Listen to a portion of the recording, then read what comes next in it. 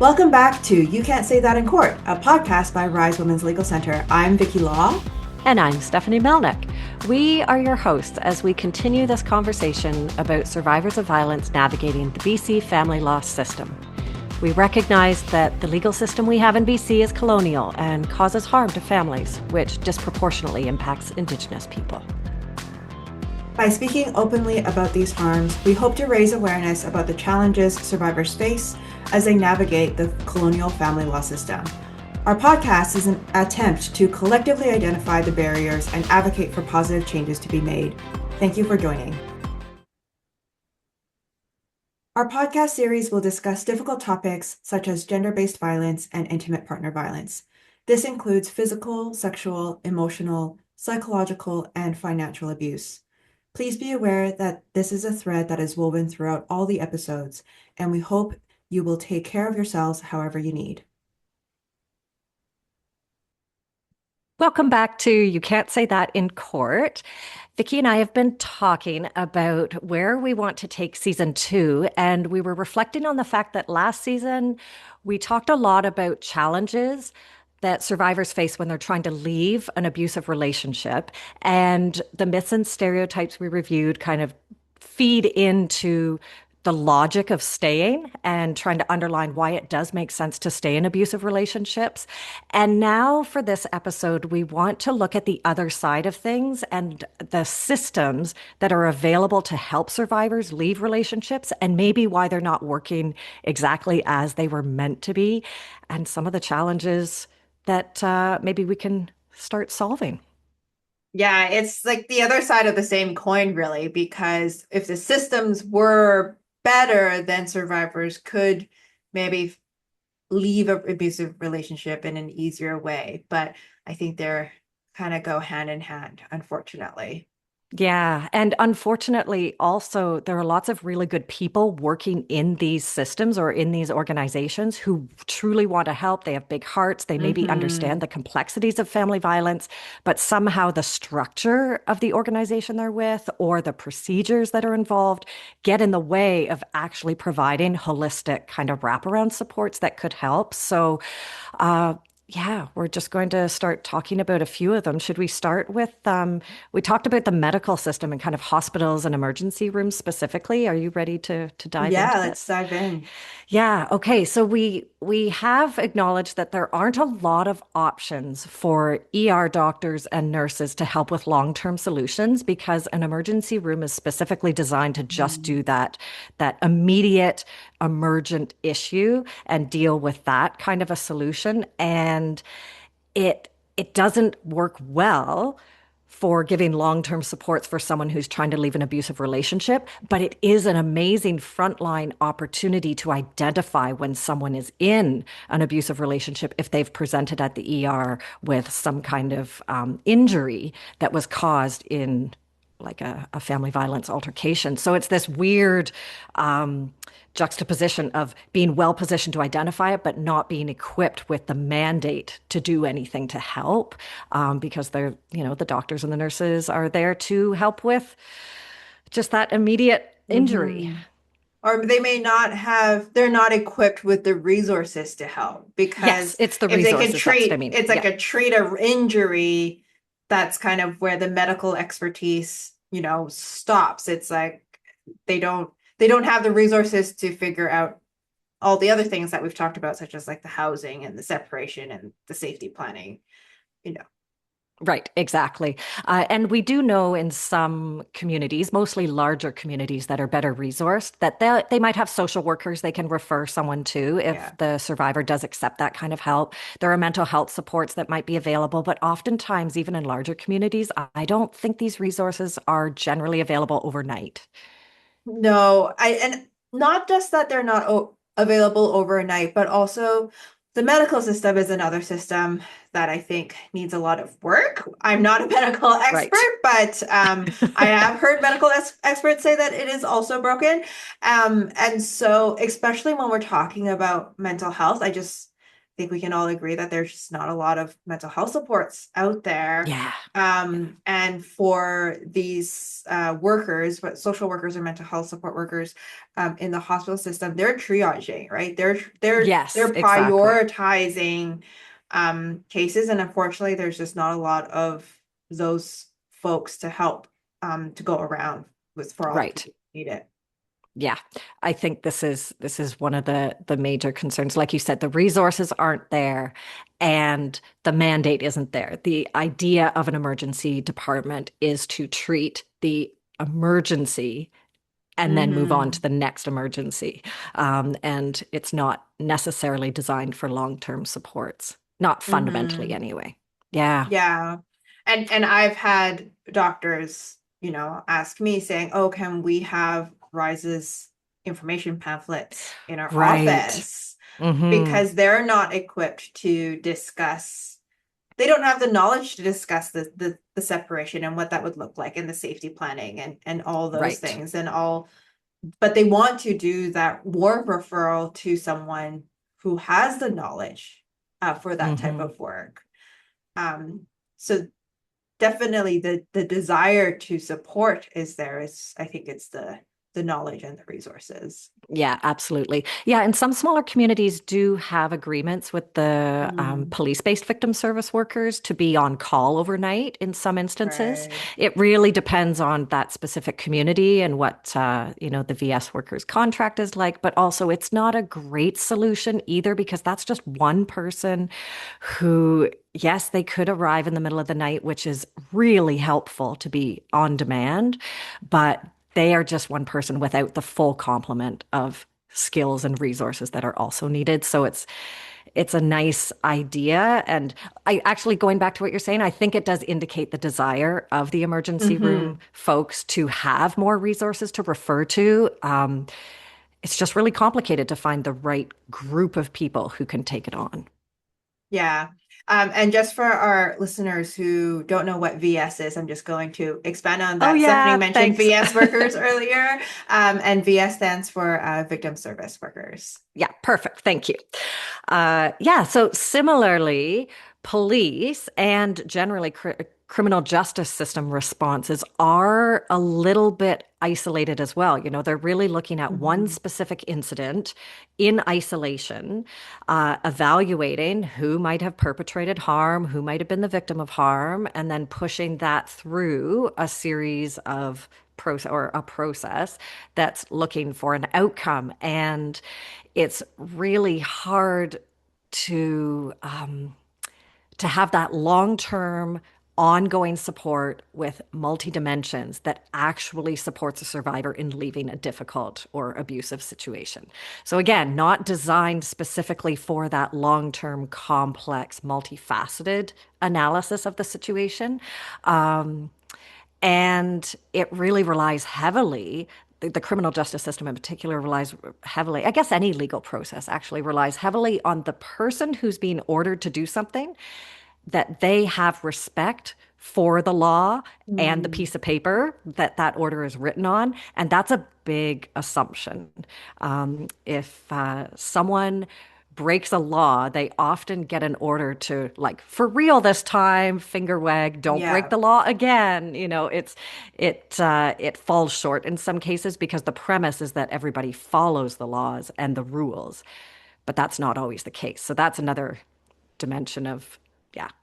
Yeah, and I think a lot of the, correct me if I'm wrong, Stephanie, but I think a lot of the police work is kind of based on the presumption that the perpetrator or the person who's done the harm, the accused, the offender, Hmm. is a stranger to the complainant slash victim. So it's Right. kind of this like system that's meant to deal with scenarios where the two people don't know each other. They don't have a relationship Right. before. They don't have an ongoing relationship because they don't have children together. Yeah. Yeah. So when we try to take that type of response to a family and to a family who will be having ongoing contact with each other, it doesn't equate to be the same. Yeah, exactly. You're right. And it's funny because my observations of how the criminal justice system unfolds, I've said before, it works really well for a bank robbery. That's the type of Yes. crime that is just perfect for criminal justice system. And even then you have to assume that it's a stranger walking into a bank Hmm. because in smaller towns, if it's like someone walks into a bank and they go to rob the bank, but they know the teller because, their kids play soccer together or something, then it's Mm. all the more complex. But yeah, it's really, I mean, the foundations of the criminal justice system go back a long time, and they struggle, I think, to keep up. The processes struggle to adapt to the changing interconnections of the people who are on either side. And like most legal processes, it's very confrontational and like opposites. And Hmm. if you're talking about a couple in a relationship and there's been violence and police are the ones called to help keep the peace or bring down the temperature on it or keep people safe, then they have to try and fit these two people who have a life tied together. They have to separate them and put them into two different sides of the same issue. And yeah, there are situations where no contact orders or, where someone who's been deemed to have caused the harm is not allowed to go back to their home. Those kinds of conditions get put in place. And then the problem is maybe mom, who was the victim in that case, needs to get the kids to school, but also has a baby at home. And normally it's dad who would drive the kids to school, and now he's not allowed to come to the house. And it just doesn't fit. I think you're absolutely right that it doesn't fit for that spousal or interpersonal relationship that might be Hmm. there. Yeah. I don't think police are given enough training on the complexities of family Mm. violence either. There are probably some who would argue it shouldn't be their job, that they are meant to be focused on different aspects of the criminal code. But I think most police officers would probably admit that they get called to many situations of family violence, and they're maybe not well enough equipped to handle these complex situations and make judgment calls and have like nuanced solutions available to them at normally in the middle of the night, sometimes during the day, but oftentimes when there isn't Mm. any other backup or there aren't other resources available to them. So that I think just trying to give credit to the good people doing the work in a system that wasn't designed to respond to these types of situations. Um, and then just having an officer in uniform, anyone in uniform really, who shows up Hmm. in those moments of high stress and fear, it can often escalate the situation instead of bring down the temperature, even if the person wearing the uniform is trying to bring down, the Hmm. risk and the harm. Just the very nature of having a uniform can be really triggering and difficult for lots of people who are in that heightened, stressful state. So, yeah. And unfortunately, we don't have another system because, like, oftentimes in an emergency, obviously, we tell people to be like, "Hey, call 911." If you're in a dangerous situation, and the only option for this 911 is for the police to attend. Yeah, exactly. Yeah. I've talked to some other support workers in communities who say that their clients who are in abusive relationships haven't left the relationship but know that they're at risk. They're more likely to call for paramedics. There were just Mm, two instances that I heard of that, and I thought that's really interesting. It just feels naturally like a paramedic is not going to escalate the situation necessarily. But that's not what the paramedic system was designed no, for. And no. yeah, it really does speak volumes about the lack of resources that survivors have at their fingertips when they're in that moment of crisis. Yeah, Hmm. And especially if there's a community that doesn't have an officer in right. like nearby. Yeah, exactly. Or communities that have very low staffing overnight or no Hmm. staffing overnight. All it takes is like one accident out on a highway, for example, and then that police officer is busy with something else, and then there's no one available to respond. There are lots of yeah, again, the kind of the staffing shortages and the lack of family lawyers and the lack of support workers that we've talked about in past episodes, that lack of resource or staffing is not unique to the family law system. Absolutely. There are so many other places where we're lacking enough people to do the work. Hmm. Um, Yeah, but even when police are called, then in my past victim service work, often I heard from clients that what they wanted in that moment was basically everything all in one person. It's Mhm. kind of like what we talked about previously about people show up with a family lawyer. They're like, they need a counselor. They want to have a lawyer. They also want to have a sympathetic ear. They also want to have a housing coordinator, maybe someone to help them with childcare. There are all these aspects that they're looking for all at the same time because the challenges that they're facing are multifaceted. They're not just looking for one person to get arrested and that's somehow going to Mhm. solve all the problems. Um, so, yeah, it's definitely not what the criminal justice system was built for. But one of the things I think that can help alleviate it is just asking the survivor if they're capable of answering, because in that, again, that heightened stressful state, it's really hard in that moment to answer. But the question is ultimately, what do you think would work in this situation? What do you want to see happen here? What would be a good outcome? You know, that can really go a long way. And there are lots of police officers that ask that, what do you want to see Mhm. happen here? Here are the potential solutions I can offer you. What's going to fit the best kind of thing. And that often creates a better solution in that moment. Yeah. Mhm. Yeah, I often ask clients like if you had a magic wand, Oh, what yes. what would Right. what would you want? What would you want to see happen? Yeah. Right? And that's a And I great think question. Yeah. it does open it up to more exploration and I think Hmm. brainstorming of like what could potentially happen. Instead of saying, no, I can't do that, no, I can't do this. Right. Or Right. right. So knowing that the magic wand question is essentially that, like I can't make everything perfect, but like if the world was your oyster, what would you want? And let's go from there, kind of a Yeah. situation.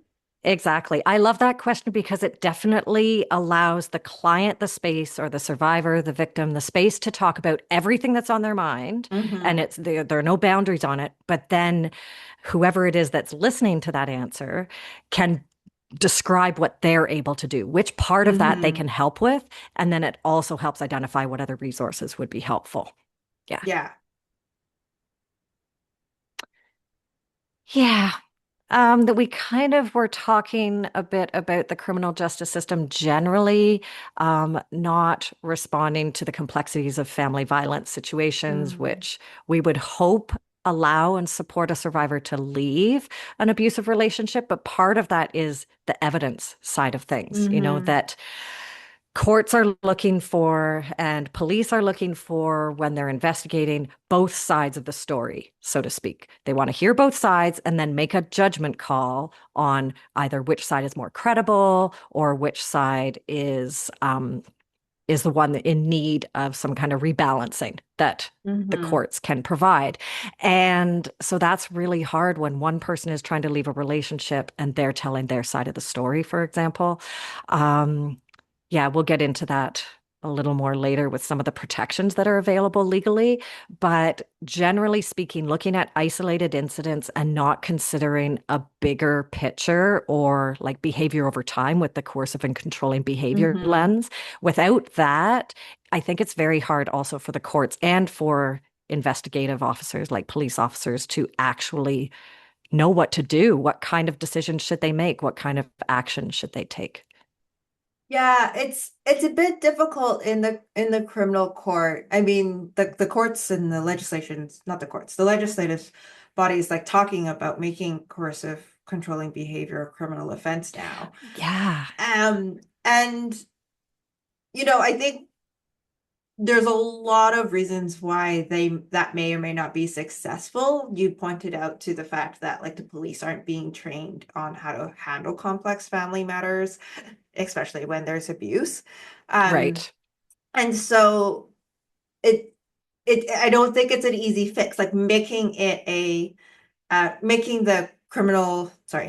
coercive and controlling behavior as a criminal offense Yeah. isn't going to solve everything. Right. Um, and and I think part of the reason is because our current system does look at standalone isolated events instead of Yeah. a pattern of behavior over time. Hmm. Um, so I don't have a great answer except for the fact that like there needs to be other things that needs to change as well in order for this to be effective.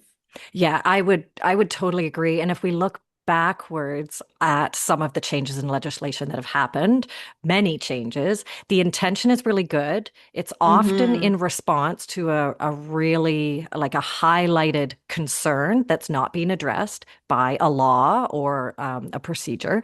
And so that is the first step to take. But codifying it into law isn't enough because the interpretation of the law or Mm-hmm. the unintended consequences of the law could all just undo the good intention. So yeah, it's kind of an ongoing process, and maybe it's a bit iterative that we first of all maybe include coercive and controlling behavior, but we're going to see some really big downsides to that right away, and then those will have to be addressed. So. Yeah. Yeah.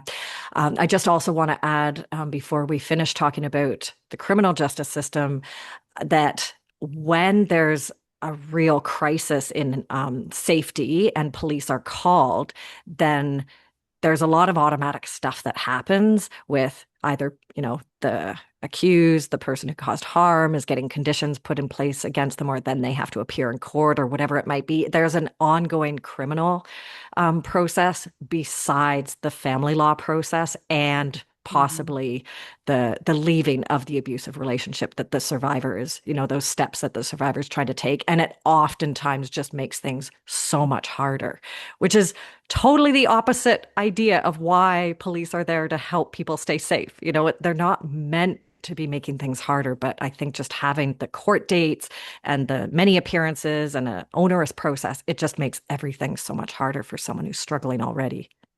Yeah.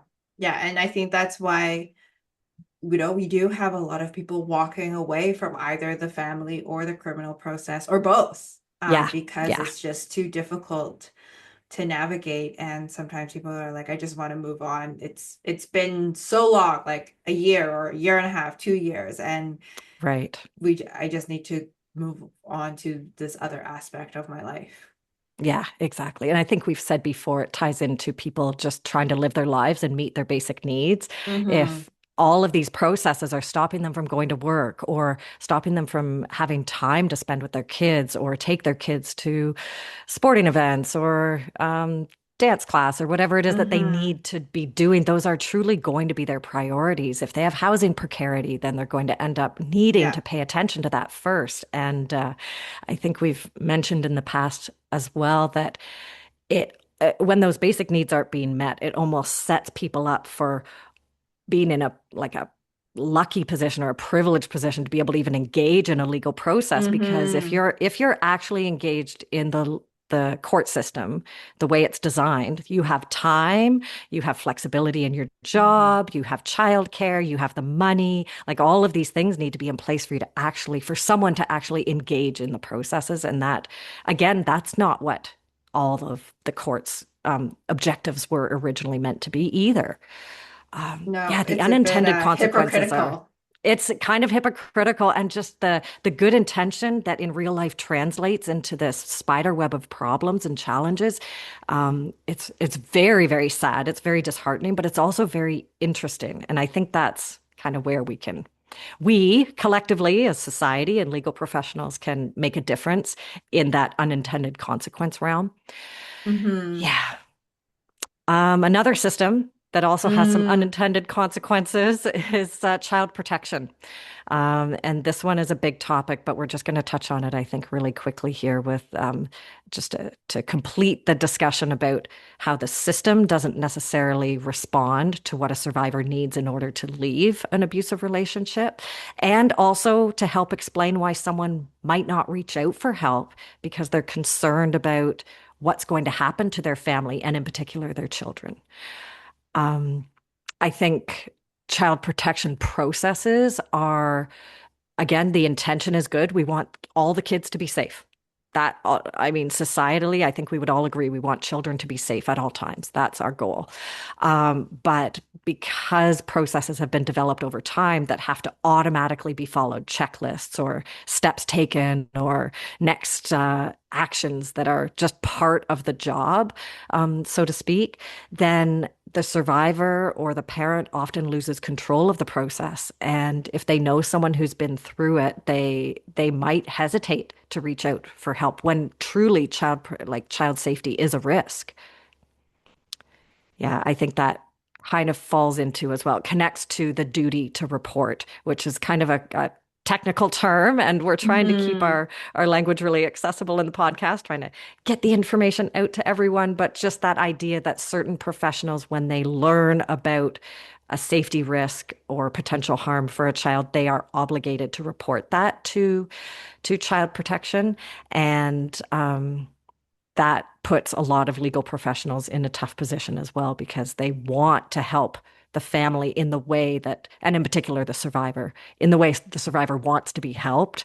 But these automatic reporting requirements get in the way of that sometimes. And it's not very survivor centered. Yeah. And I kind of want to say it goes back to like the training for, understanding the dynamics of violence as Right. well, right? Because if a survivor is calling a child protection worker and saying, "Hey, I have a partner who is doing XYZ," and the worker does not have the understanding of those dynamics, they can be like, "Well, Right. that's not a quote unquote child protection concern. It doesn't fall Mm-hmm. within our mandate. Stop calling us." Mm-hmm. That's not very client-centered or No, trauma-informed not at all. No. either. And the other piece, like the problematic piece that I see woven with all of these three responses, healthcare, police, child protection, is the the other systems of oppression that come into play when we talk about this, Right. right? So Yeah. we've got like racism, colonialism, ableism, Yeah. um, for folks who perhaps have certain identities, are part of certain communities, the difficulties of them accessing these services are that much harder. We Right. know that there are more Indigenous children in the child welfare system. We know that Yeah. there are, Yeah. um, Indigenous folks aren't getting the same level of healthcare than others. Right. So Right. that is, we can't forget that when we talk about how the system respond to requests for help. Yeah, I think that's a really good thing to highlight specifically because it's part of that the breakdown of how a system doesn't respond the way a survivor needs it to, and it explains why they might not reach out for help, but it gives us an Mm-hmm. opportunity to fix it by actually talking about it. And there have been child protection workers, social workers, police officers, ER doctors, like all of the people who are a bit hemmed in by the scope of their job, if they take a moment to reflect on what the range of responses are that they can choose from, instead of just using, one specific go-to or feeling like they have to respond in a certain way, it can make a difference. There is a little bit of flexibility already in all of these roles. Mm-hmm. Even judges sitting in a courtroom, they do have a range of possibilities that they can choose from. And sometimes that helps to soften the rough edges or to decrease the harm that the systems are doing and the procedures that are put in place are doing.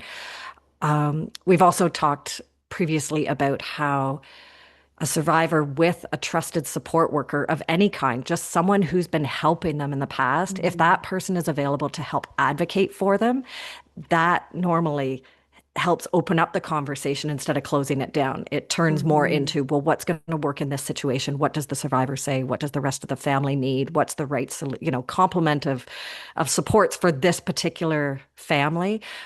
It Mm-hmm. does end up helping, especially if the survivor is overwhelmed by how rough the moment might be.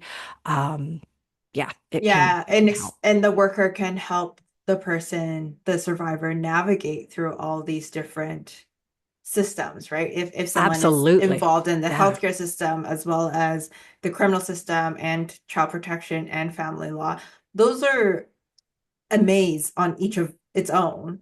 Oh, yeah, So absolutely. having someone, a dedicated person there to um, stand alongside and sit with the survivor navigating through all these pathways is truly really helpful. Yeah. I agree. I think that's probably a good place to leave it because next time we are going to talk about some of the legal remedies that exist as far as protection from family violence goes. And so we're just going to keep weaving our way through some of the systems, but more specifically, what are those legal protections that are available? And again, what are the unintended consequences of some of them? So we'll see you next time. Thanks for joining us today, everyone. Thank you. Everything that we have said today is not legal advice. If you or someone you know needs legal advice, please consult with a lawyer. We want to acknowledge that this podcast would not be possible without the generous contribution by Women and Gender Equality Canada, Femmes et Égalité des Genres Canada.